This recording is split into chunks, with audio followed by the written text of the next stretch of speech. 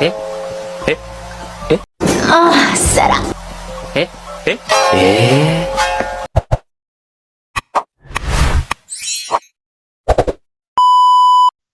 Hello guys, good morning. Ito pala yung chief cook natin. Ito pala yung magluluto sa ating adobong sambot. Adobo sa Nice. gata. Yun po, mga guys. Yan. Shout out nga pala kay Sir Ara-Aran ng Sambales at kay Big Backyard ng Pasay. Shout out, sir.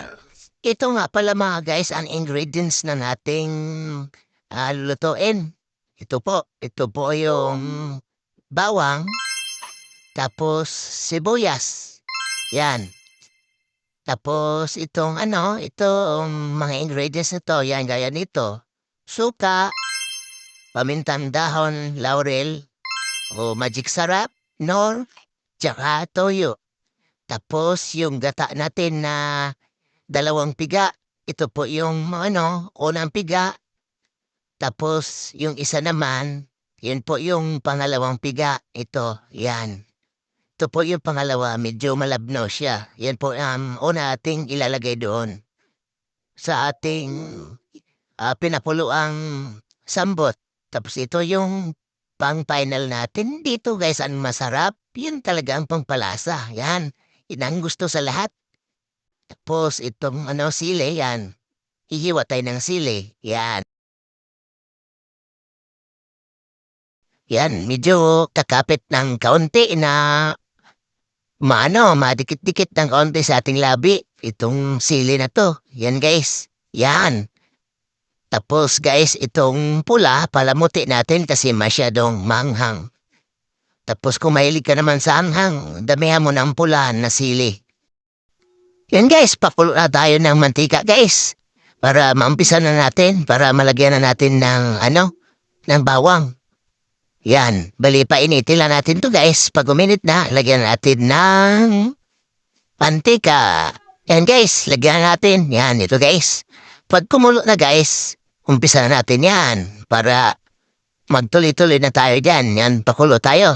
Ang mantika. Pag uminit na, ilagay na natin yung bawang, sibuyas, luya, yun. Dire-diretso na yan guys. Yan guys, yan. Lagyan natin ng bawang. Pag na guys, medyo uminit na konti, yung pumupula na siya na konti, lagyan mo ulit ng sibuyas para magkasabay yung nilaluto. Yan. Ang bango nito guys, napakabango nito. Ito pa lang kapitbahay to. Parang yung kapitbahay ko na kapitbahay pa, naamoy lang. Yun guys, pagtapos yan guys, lagyan natin ng luya. Damihan natin luya guys kasi yung luya, yun po yung pangpawala ng natin, yung at tawag dito guys, yung pangtanggal langsa. Pangtanggal langsa pala. Yan, kailangan madami yan guys. Dami natin ang luya. Kasi yan, talagang napaka-effective talaga yan. Matanggal yung langsa. Yan, halo-haloin natin guys hanggang pumula. Ilagay na natin yung pinaka number 1 guys na lulutuin natin na sambot. Yan guys, yun. Halo-haloin natin guys. Tapos lalagyan natin ng gata. Yung pangalawang piga. Yung medyo malabnaw. Yun ang ilagay natin. Una guys, bago yun mga ingredients, lalagyan natin yung toyo, suka, tapos yung itong nor, laurel, yun. Sama-sama natin lahat yun guys. Yan, halo-haloin muna natin. Tapos pag medyo tumayo ng konti, lagyan natin yung gata na, yung medyo malabnaw. Ito na guys, ito na. Yan, yun yung malabnaw guys, na gata. Ilalagyan na natin yan guys. Yan yun Yan ang labi kayo.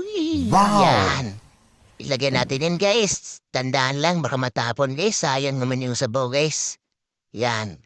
Pagkatapos yan guys, pag medyo matuyo na siya konti, yun, bago natin ilagay yung naman guys, yung malapot na gata. Yun po yung talaga, pinakamasarap. Paano masabi?